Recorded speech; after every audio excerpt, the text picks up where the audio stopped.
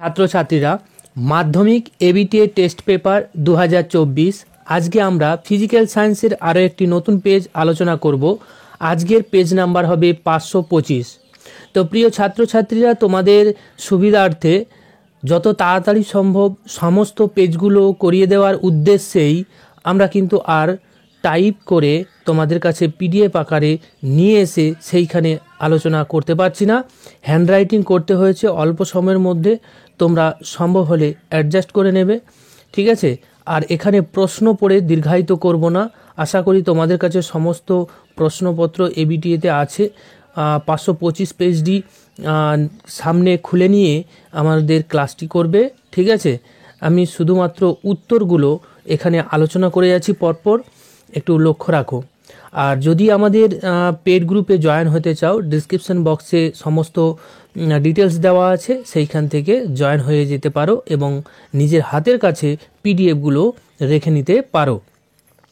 তো প্রথমেই এখানে দেখো একের এক যে প্রশ্নটি রয়েছে, ভ্যান এলায়া বিকিরণের বলয় বায়ুমণ্ডলের ম্যাগনেটোস্ফিয়ার, অর্থাৎ বি অপশানটি কারেক্ট হবে, ম্যাগনেটোস্ফিয়ার স্তরে দেখা যায়। 1-2 সেলসিয়াস ও কেলভিন স্কেলের সম্পর্কটি এখানে যদি দিতে বলে তাহলে তোমরা দিয়ে দেবে কেলভিন স্কেলের যে মানটি হবে তা কিন্তু সেলসিয়াস স্কেলের সাথে 273 যোগ করে হবে। তাহলে সেলসিয়াস, ডিগ্রি সেলসিয়াস সমান কী হবে, কেলভিন -273, ঠিক আছে। এরপরে আমরা 303 কেলভিন উষ্ণতাকে যদি আমরা সেলসিয়াস স্কেলে পরিণত করি তাহলে কিন্তু আমরা কি করব, 273 বিয়োগ করে দেব, করলে আমরা পাবো এখানে 30 ডিগ্রি সি। এরপরে আসছি 1 মোল মিথেন অণুতে হাইড্রোজেনের সংখ্যা কটি হবে। হাইড্রোজেন পরমাণুর কথা বলেছে, ঠিক আছে। যে 1 মোল পরিমাণ মিথেনে অণুর সংখ্যা অ্যাভোগাড্রোর সংখ্যক, তাহলে একটি মাত্র অণুতে হাইড্রোজেনের পরিমাণ কত হবে, মিথেনের অণুতে 4টি, তাহলে এখানে অণুর সংখ্যা কত হবে, 4 গুণিত অ্যাভোগাড্রোর সংখ্যক, অর্থাৎ ডি অপশানটি আমাদের কারেক্ট হয়ে যাবে।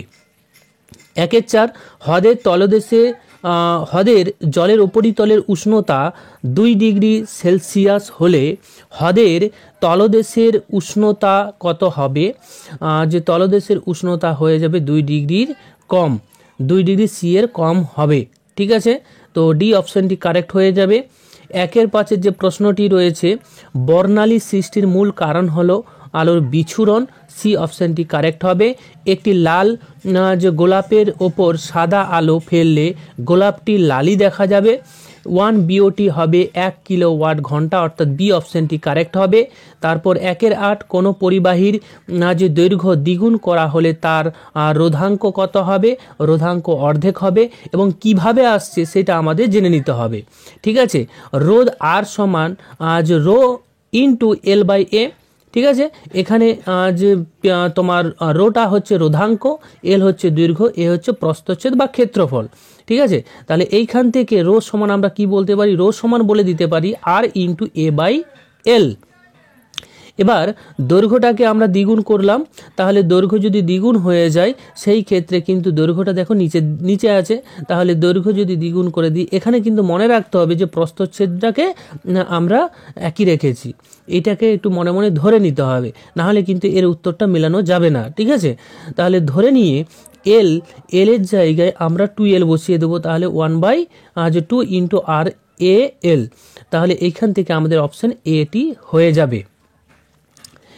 এরপর 1-9 যে প্রশ্নটি আজ রয়েছে, আলফা কণা হবে হিলিয়াম 2+, সি অপশানটি কারেক্ট হবে। 1-10 আধুনিক পর্যায় সারণীতে চ্যালকোজেন মৌলগুলির অবস্থান 15 নম্বর শ্রেণীতে হবে। তারপরে 2টি দ্বিবন্ধন আছে, এই রকম একটি অণুর যদি তোমার উদাহরণ দিতে বলে তাহলে কার্বন ডাইঅক্সাইড হয়ে যাবে, ঠিক আছে। এরপর 1-12 তীব্র তড়িৎ বিশ্লেষ্যটি হবে NaOH।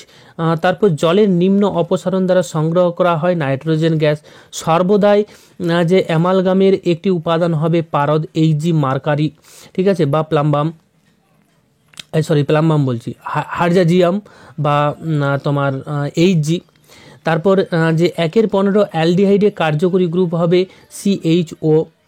এরপরে আসছি বিভাগ ক্ষয়ে 2 নম্বর প্রশ্ন, প্রাকৃতিক যে সানস্ক্রিন বলা হয় ওজোন স্তরকে, শান্তমণ্ডল বলা হয় স্ট্রাটোস্ফিয়ারকে। তারপরে ঝড়, মেঘ, বৃষ্টি, আবহাওয়া বিভিন্ন পরিবর্তনটা হয়ে থাকে ট্রপোস্ফিয়ার স্তরে। এরপরে চলে আসছি 2-3 আদর্শ গ্যাসের সমীকরণটা আমরা আগে লিখে নেব। পিভি সমান এনআরটি এবং পিভি এনআরটি এগুলো প্রচলিত অর্থ বহন করবে, ঠিক আছে। তারপর এখানে আরকেই বলা হয় সার্বজনীন গ্যাস ধ্রুবক। কেন বলা হচ্ছে দেখো, আর এর মান সব গ্যাসের ক্ষেত্রেই সমান, গ্যাসের প্রকৃতির উপর নির্ভর করে না, তাই আরকে সার্বজনীন গ্যাস ধ্রুবক বলা হয়। 2-4 বয়েলের সূত্রে চলরাশিগুলো কি কি হবে? গ্যাসের চাপ এবং গ্যাসের আয়তন, কারণ পিভি সমান এনআরটি। এরপর অথবা যে প্রশ্নটি রয়েছে পিভি সমান এনআরটি, এখানে এন হচ্ছে মোল, ঠিক আছে। এরপর হচ্ছে তাপের সুপরিবাহী তরল পদার্থ মার্কারি, হাইড্রোজিয়াম, এইচজি। তারপরে উত্তল লেন্সকে অভিসারী লেন্স বলা হয়। তারপর 2-7 সমতল দর্পণের ফোকাস দৈর্ঘ্য হবে অসীম, অথবাটা দেখো একটি আলোক রশ্মির একটি যে আয়নার ওপর লম্ব আপতিত যে হলে যে প্রতিফলন যে কোণের মান কিন্তু 0 হয়ে যাবে। এরপর আসছি 2-8 যে প্রশ্নটি, একটি আদর্শ অ্যামমিটারের রোধ হওয়া উচিত 0। তারপর আসছি রোধের সমান্তরাল প্রবাহে অপরিবর্তিত থাকবে বিভব প্রভেদ। তারপর আসছি অথবা ডায়নামো, যে যন্ত্রে তড়িৎ চুম্বকীয় আবেশের নীতিকে কাজে লাগিয়ে যে চুম্বক ক্ষেত্রের যে পরিবাহীর কুণ্ডলীকে ঘুরিয়ে যান্ত্রিক শক্তিকে যে তড়িৎ শক্তিতে রূপান্তরিত করা হয় তাকেই বলা হয় ডায়নামো। 2-10 পরমাণুর নিউক্লিয়াস থেকে তেজস্ক্রিয় রশ্মি নির্গত হয়। তারপর এক্সের তোমার ইলেকট্রন বিন্যাসটা দিয়ে দিবে 282, ঠিক আছে। ওয়াইয়ের ইলেকট্রন বিন্যাস দিবে 287। পরমাণু দুটির মধ্যে তড়িৎযোজী বন্ধন দেখা যাবে এবং এদের যদি যে বলে দেয় যে সংকেতটা কি হবে, তাহলে সংকেতটা তোমরা লিখে দিতে পারো যে XY2, ঠিক আছে। এরপর আসছি একটি তরল অধাতু ব্রোমিন। তো প্রিয় ছাত্রছাত্রীরা দেখো, শুধুমাত্র উত্তর করে দিচ্ছি যাতে তোমাদের ভিডিওটি ছোটোর মধ্যে হয়ে যায়, ঠিক আছে। এরপর 2-13 হাইড্রোজেন মৌলকে আজ মেন্ডেলিভ দুষ্ট মৌল বলা হয়েছে। তারপরে হচ্ছে 14 লোহার চামচের ওপর নিকেলের প্রলেপ দিতে ক্যাথোড হিসেবে লোহার চামচ এবং অ্যানোড হিসেবে নিকেল ব্যবহার করা হয়। 2-15 তড়িৎ বিশ্লেষণের সময় ধনাত্মক আধান প্রবাহ অ্যানোডে তড়িৎদ্বারমুখী হয়ে থাকে। অথবা যে প্রশ্নটি ছিল তার উত্তর দেখো, একটি অধাতব তড়িৎদ্বারের নাম হচ্ছে গ্রাফাইট। তারপরে 2-16 যে প্রশ্ন স্তম্ভ মেলানোগুলো রয়েছে, হেবার পদ্ধতিতে অ্যামোনিয়া প্রস্তুত করা হয়। যে স্পর্শ পদ্ধতিতে প্রাপ্ত H2S 98%, যে ধাতুমল হবে যে CaSiO3 অর্থাৎ ডি। তারপর খনিজ মল হবে SiO2। পিভিসি এর পুরো নাম কি? পলিভিনাইল ক্লোরাইড, এবং এর আইউপিএসি নাম হবে ইথ-1 যে অল বা ইথানল। এরপর আমরা চলে যাচ্ছি বিভাগ গয়ের 3 নম্বর প্রশ্নে। 3-1 পাওয়ার অ্যালকোহল কি? 80% গ্যাসোলিন এবং 20% অ্যালকোহল মিশ্রণ, যা শক্তি উৎপাদনের জন্য ইঞ্জিনের অভ্যন্তরীণ দাহ্য হিসেবে ব্যবহার করা হয়। 3-2 যে প্রশ্নটি ছিল তার সঠিক উত্তরটি আমরা দেখে নেব। 3-2 যে প্রশ্নটি রয়েছে, প্রশ্নটি দেখো এবং প্রশ্নটি থেকে যে সমস্ত প্রাপ্ত বা প্রদত্ত রাশিগুলো রয়েছে, T1 আছে 27 ডিগ্রি সি, সেটাকে কেলভিনে করব। চাপ P1 আছে 3 atm এবং আয়তন আছে 5 লিটার। তাহলে অন্তিম উষ্ণতা এখানে 20 ডিগ্রি সি রয়েছে, সেটাকে আমরা কেলভিনে যদি করি 293 কেলভিন হয়। এরপর V2টা হয়ে যাবে 2 × 5 অর্থাৎ যে 10 তোমার লিটার। এখানে কিন্তু চাপটা নির্ণয় করতে বলেছে, অন্তিম চাপ। এখানে কিন্তু আমরা বয়েল এবং চার্লসের সূত্রের সমন্বয় রূপটি রয়েছে P1 V1/T1 সমান P2 V2T2, সেইখান থেকেই কিন্তু আমরা করে নিতে পারবো, ঠিক আছে। এবং এখানে আমরা P2 সমান বলতে পারি P1 V1T2/T1 V2। এইখানে প্রত্যেকটির মান কিন্তু আমরা প্রদত্ত পেয়েছি, সেই মানগুলো বসাবে এবং ক্যালকুলেশনটা করবে, যা মান আসবে সেটাই উত্তর হবে। ঠিক আছে। এরপর অথবা যে প্রশ্নটি আছে সেই প্রশ্ন থেকে প্রদত্ত যেগুলো পাচ্ছি, গ্যাসের চাপ 4 atm এবং উষ্ণতা 300 কেলভিন, এখানে মোল সংখ্যাটা নির্ণয় করতে হবে। ঠিক আছে, যেহেতু 8 গ্রাম রয়েছে এবং হাইড্রোজেনের ক্ষেত্রে আণবিক ভর 2, তাহলে 2 দিয়ে ভাগ করে দিলে 4 মোল পেয়ে যাচ্ছি। ঠিক আছে, এবার আদর্শ গ্যাসের সমীকরণ পিভি সমান এনআরটি থেকে আমরা ভি সমান বলে দিতে পারি। ভি সমান কত আসবে? 24.6 লিটার। তারপরে আসছি 3 অভ্যন্তরীণ পূর্ণ প্রতিফলনের দুটি শর্ত। এক হচ্ছে আলো অবশ্যই ঘনতর মাধ্যম থেকে লঘু মাধ্যমে আপতিত হতে হবে, তারপর আপাতন কোণ সংকট কোণ অপেক্ষা বড় হতে হবে। তারপরে অথবা যে প্রশ্নটি ছিল তার উত্তরটি দেখো, মোটর গাড়ির ভিউ ফাউন্ডার উত্তল দর্পণ ব্যবহার করা হয়, কারণটা কি? উত্তল দর্পণ সবসময়ই কোনো বস্তুর অসৎ সমশীর্ষ এবং খর্বাকৃতি প্রতিবিম্ব গঠন করে। এই প্রতিবিম্ব দর্পণের মেরু এবং ফোকাসের মধ্যে অবস্থান করে, তাই উত্তল দর্পণকে অনেক বেশি সংখ্যক বস্তুর প্রতিবিম্ব দেখা যায় ক্ষুদ্র পরিসরের মধ্যে এবং দৃষ্টিক্ষেত্র এর অনেকটাই বেশি হবে। এটাই এখানে লেখা হয়েছে, যদি পারো স্ক্রিনশট নিয়ে নেবে। এরপরে 3-4 এটা আমরা পূর্বে আলোচনা করে এসেছি, আর আলোচনা করব না। 3-5 নাইট্রোজেন অণুর লুইস ডট গঠন, নাইট্রোজেনের ইলেকট্রন বিন্যাস দেখিয়ে দেবে এবং এখানে আমরা দেখতে পাচ্ছি নাইট্রোজেনের 3টে ইলেকট্রন অপর একটি নাইট্রোজেনের 3টে ইলেকট্রনের সঙ্গে সমযোজী বন্ধন গঠন করবে 3টি। প্রশ্নটি এর ইলেকট্রন বিন্যাসটা আমরা দেব, বি এর ইলেকট্রন বিন্যাস দেব এবং এইখান থেকে আমরা দেখতে পাচ্ছি যে এ তার সর্ববহিস্তম কক্ষপথে এম, তাতে কিন্তু একটি ইলেকট্রন গ্রহণ করবে, করে অষ্টক সূত্র পূর্তি ঘটাবে এবং নিকটবর্তী নিষ্ক্রিয় গ্যাসের মতো পরমাণুর গঠন নেবে। আর বি তার বহিস্তম কক্ষপথ এন থেকে একটি ইলেকট্রন বর্জন করে দেবে, করে দিয়ে নিকটতম নিষ্ক্রিয় গ্যাসের মতো পরমাণুর ইলেকট্রন বিন্যাস লাভ করবে এবং সুস্থিত হবে।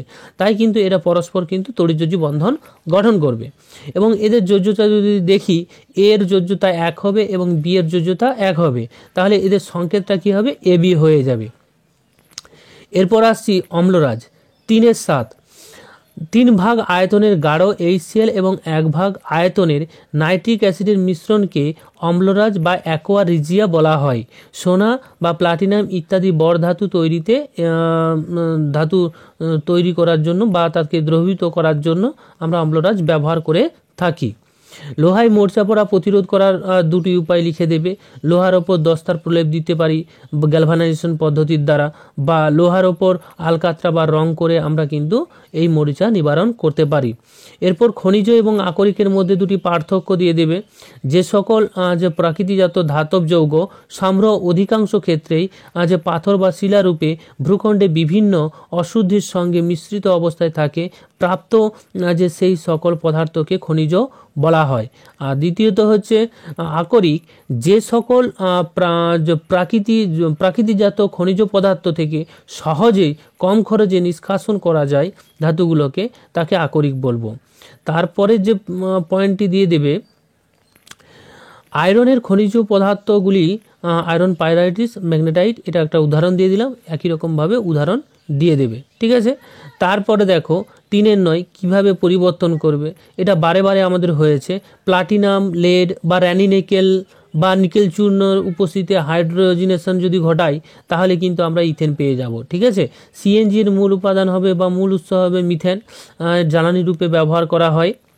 এরপর বিভাগ ঘয়ে আমরা চলে আসছি। 1-এর দাগে যে প্রশ্নটি, সেই প্রশ্ন অনুসারে সেলসিয়াস এবং ফারেনহাইট স্কেলের কিন্তু আমরা সম্পর্কটা জানি, লিখে দেব। ঠিক আছে, এখানে সি হচ্ছে সেলসিয়াস স্কেলের পার্ট, এফ হচ্ছে ফারেনহাইট স্কেলের পার্ট। এবার প্রশ্নানুসারে বলেছে সেলসিয়াস স্কেলের পার্ট এবং ফারেনহাইট স্কেলের পার্ট সমান হবে, তাহলে দুটোকে সমান করে দিলাম। ঠিক আছে, এবং এই সম্পর্কতে আমরা সমানটা বসিয়ে দেব। এইভাবে কিন্তু আমরা সিটা বের করে নিতে পারি, অর্থাৎ সি সমান হয়ে যাচ্ছে -40 ডিগ্রি। অর্থাৎ আমরা বলে দিতে পারি যে -40 ডিগ্রি সিতে বা সেলসিয়াসে ফারেনহাইট স্কেলের মান, সেলসিয়াস এবং ফারেনহাইট স্কেলের মান সমান হয়ে যাবে -40 ডিগ্রি উষ্ণতাতে। এখানে সি 40 এসছে, একই রকমভাবে এফটা যদি নির্ণয় করি সেটাও কিন্তু -40 ডিগ্রি আসবে। ক্লিয়ার? এরপর 4-2 যে প্রশ্নটি ছিল তার সমিত বিক্রিয়াটা দিয়ে দিবে। ঠিক আছে, সমিত সমীকরণ, এখান থেকে আমরা যে 2 অণু KClO3 ভরটা বের করে নেব এবং 3 অণু O2 এর ভরটা আমরা বের করে নেব। তাহলে বিক্রিয়া অনুসারে আমরা কি বলতে পারি, যে 96 গ্রাম যে অক্সিজেন প্রস্তুতে KClO3 245 গ্রাম প্রয়োজন, তাহলে যে 9.6 গ্রাম O2 প্রস্তুত করতে KClO কতটা ব্যবহার করতে হবে সেটা আমরা উইকিং নিয়মে বের করব এবং আমাদের উত্তর আসবে 24.5 গ্রাম। তারপরে যে অথবা যে প্রশ্নটি ছিল তার সমিত বিক্রিয়াটি দেবে, এইখান থেকে আমরা ক্যালসিয়াম কার্বনেট 100 পেলাম এবং কার্বন ডাইঅক্সাইড 44 গ্রাম পেলাম। তাহলে 44 গ্রাম কার্বন ডাইঅক্সাইড প্রস্তুত করার জন্য ক্যালসিয়াম কার্বনেট কতটা দরকার হচ্ছে 100 গ্রাম। আমাদের পদার্থ যেটা দেওয়া আছে 22 গ্রাম কার্বন ডাইঅক্সাইড প্রস্তুত করার জন্য ক্যালসিয়াম কার্বনেট কতটা লাগবে 50 গ্রাম, উইকিং নিয়মে বের করবে, ঠিক আছে। তারপরে 4/3 প্রথম অংশটা কিন্তু আমাদের পূর্বে হয়েছে। দ্বিতীয় অংশটা দেখো, রেল লাইনের যে পরপর দুটি রেলের জোড় মুখে কিছুটা যে ফাঁকা জায়গা রাখা হয়। যে কোনো জায়গায় শীতকালে তাপমাত্রা কম থাকে এবং গ্রীষ্মকালে তাপমাত্রা বেশি হয়। এই তাপমাত্রা ব্যবধানের জন্য চাকা ও রেলের ঘর্ষণের ফলে তাপমাত্রার বৃদ্ধির জন্যই দৈর্ঘ্য যতটা প্রসারিত হতে পারে সেটা গুরুত্ব দিয়ে লাইনের মাঝখানে কিন্তু ফাঁকা রাখা হয়। যদি ফাঁকা না রাখা হয় সেই ক্ষেত্রে দুর্ঘটনা হয়ে যাবে, লাইন বেঁকে যাবে। এরপর যেটা রয়েছে অথবা, এটা কিন্তু আমরা পূর্বে করে এসেছি আর করব না। 4-4টা দেখে নাও, যে লাল বর্ণের আলো তরঙ্গদৈর্ঘ্য সবচেয়ে বেশি, বেগুনি বর্ণের তরঙ্গদৈর্ঘ্য সবচেয়ে কম হবে। এবার লেন্সের ক্ষমতা এখানে দেওয়া আছে প্লাস যে 2.5 ডায়াপ্টার, ঠিক আছে। এবার লেন্সের ক্ষমতা সমান আমরা কি জানি 1/f, এফ হচ্ছে এখানে ফোকাস যে দৈর্ঘ্য, তাহলে এফটা আমরা কিন্তু এখান থেকে নির্ণয় করে নিতে পারবো। আর এফটা কত আসবে, এফটা কিন্তু পজিটিভে আসবে, কারণ ক্ষমতা পজিটিভে রয়েছে, তাহলে এফটাও পজিটিভে আসবে। আর লেন্সের যে ফোকাস দৈর্ঘ্য তাহলে কত আসছে 0.4 সেন্টিমিটার। তাহলে দেখো লেন্সের ক্ষমতা যদি পজিটিভ হয় বা ফোকাস দৈর্ঘ্য যদি পজিটিভ আসে তাহলে লেন্সটি কিন্তু উত্তল হবে, ঠিক আছে, এটা মাথায় রেখো। আর এখানে এই জায়গাটা একটু নোট করে রাখবে, এটা উত্তরে লিখবে না, নিজের জানার জন্য। লেন্সের ক্ষমতা পজিটিভ মানে ফোকাস দৈর্ঘ্যও পজিটিভ হবে এবং ফোকাস দৈর্ঘ্য যদি পজিটিভ হয় লেন্সটি অবশ্যই উত্তল প্রকৃতির হবে। আর যদি লেন্সের ক্ষমতা নেগেটিভ হয় ফোকাস দৈর্ঘ্যও নেগেটিভ হবে, আর ফোকাস দৈর্ঘ্য নেগেটিভ হওয়া মানে লেন্সটা হবে অবতল প্রকৃতির। এরপর অথবা যে প্রশ্নটি ছিল দেখো, অথবার প্রশ্নের সঠিক উত্তরটা লিখে দাও। সাদা আলো এবং অন্যান্য আলো যৌগিক আলো 7টি বর্ণের সমষ্টি শূন্যস্থান বায়ু বা কাচের মধ্য দিয়ে 7টি বর্ণের সমান বেগে চলার আলোর বিচ্ছুরণ ঘটবে না। যদি প্রিজমের মধ্য দিয়ে 7টি বর্ণের বেগ ভিন্ন হয়, মানে প্রিজমের মধ্যে দিয়ে যখন যাচ্ছে 7টি বর্ণ ভিন্ন হচ্ছে, এবং অন্য কোনো যৌগিক আলো প্রিজমের মধ্য দিয়ে যদি প্রতিসরণের সময় ভেঙে যায়, যে তাই বলেই কিন্তু প্রিজমকে আমরা বর্ণ সৃষ্টি করে না। এখানে সাদা আলো যখন পড়ছে প্রিজমের মধ্যে তখন কিন্তু সেটা বর্ণে ভেঙে যাচ্ছে, ঠিক আছে, সাদা আলো আসছে এসে বিভিন্ন বর্ণে ভেঙে যাচ্ছে, কারণ সেখানে কিন্তু বর্ণের বিচ্ছুরণ ঘটে, প্রত্যেকটা বর্ণ আলাদা হয়ে যাচ্ছে। এখানে কিন্তু বর্ণ নতুন করে সৃষ্টি হচ্ছে না, এটা আমাদের বুঝে নিতে হবে, ঠিক আছে। কেবলমাত্র এখানে বিশ্লেষণ ঘটছে, তাই প্রিজমকে বলবো বর্ণ সৃষ্টি করে না, শুধুমাত্র বিশ্লেষণ করে। 4-5 যে প্রশ্নটি রয়েছে দেখো, অবতল দর্পণে ফোকাস দৈর্ঘ্য মেরুর মধ্যে অবস্থিত বস্তুর প্রতিবিম্ব সমশীর্ষ বিবর্ধিত অসৎবিম্ব হয় এবং প্রতিসরণের সময় আলোক রশ্মির আপাতন কোণ প্রতিসরণ কোণের যে সমান হলে স্নেলের সূত্র প্রযোজ্য হয় না। অর্থাৎ আই এবং আর যদি সমান হয়ে যায় স্নেলের সূত্র অনুসারে সাইন আই বাই যে সাইন আর এটা কিন্তু শূন্য হয়ে যাবে, তাহলে স্নেলের সূত্র প্রযোজ্য হবে না।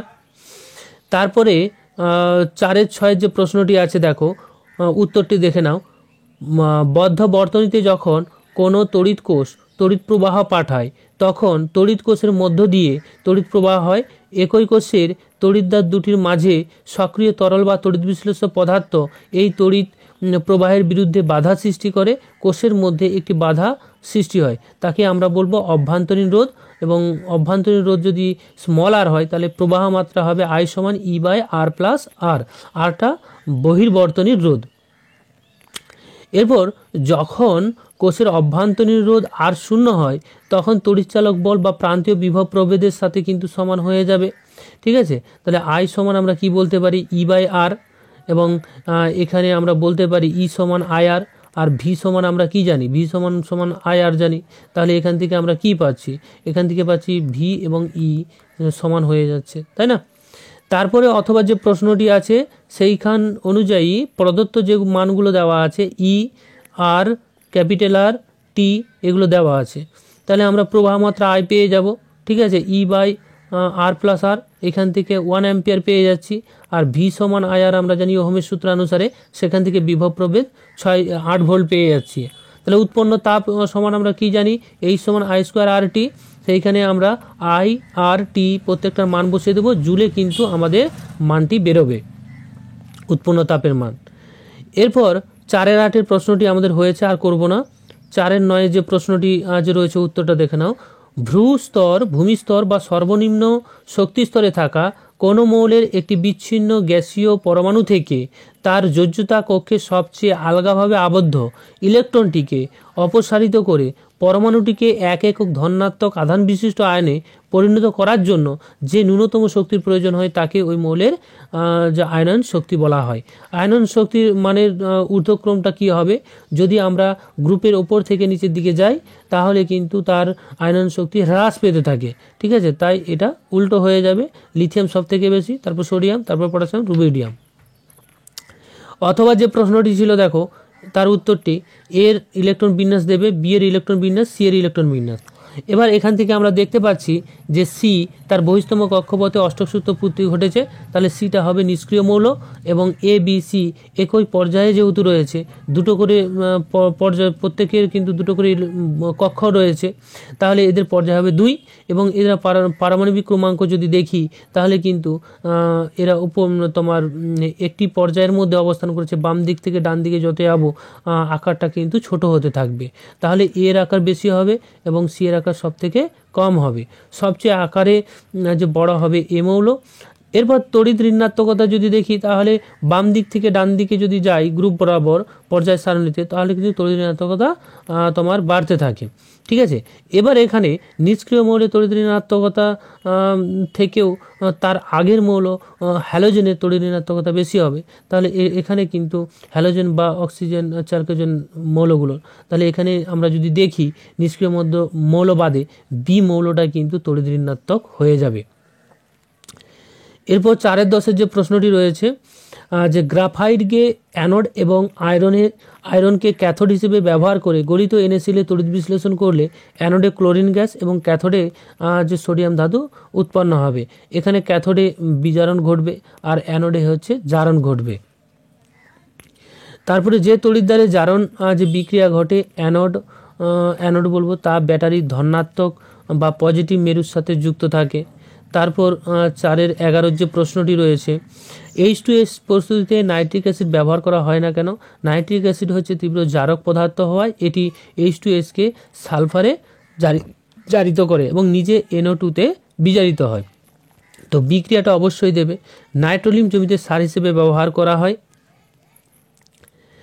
এরপর 12 প্রশ্নটি দেখো, আবদ্ধ জলাশয়ে জীবদেহের পচনের ফলে মিথেন গ্যাস উৎপন্ন হয়, তাই মিথেনকে আমরা মাস গ্যাস বলবো।